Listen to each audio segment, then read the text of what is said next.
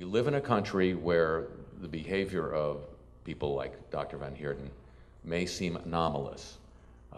That's not because it's peculiar behavior. That's because we live in a peculiar society where the determination to stand up on your own 2 feet and tell the public what you know to be the truth is disincentivized in every way imaginable.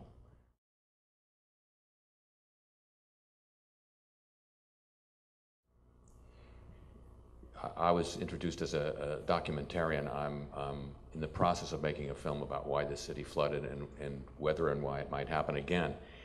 And in that process, I have to say that Dr. Van Heerden is not the only person with knowledge on this matter who has been invited and, in other cases, successfully persuaded to maintain their silence on information that could help us understand what has happened and what is happening to us.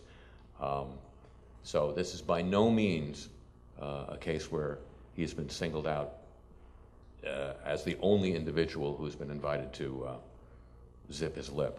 This seems to be what doctors would call a syndrome.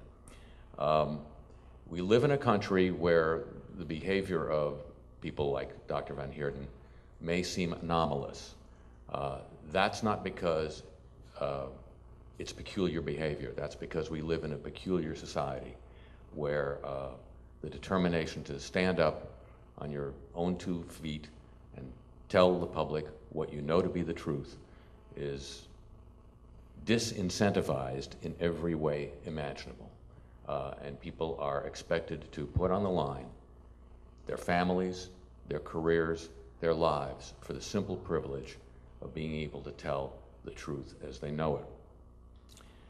I think, without getting too political about it, we can acknowledge that had certain individuals had the determination to do this during the period preceding a recent war, this country might today be $1 trillion richer and able to spend that money for things like, I don't know, a more robust hurricane protection system for New Orleans, as well as other needs in this country.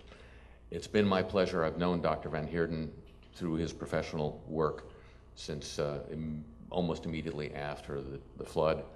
I bow to no one in my admiration for him, for his prowess, for his determination, and for his courage. I'll just close by making this point.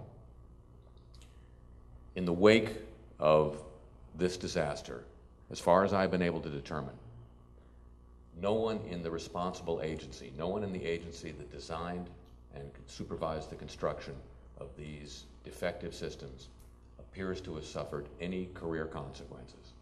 No one has lost salary, no one has been demoted, no one has been fired.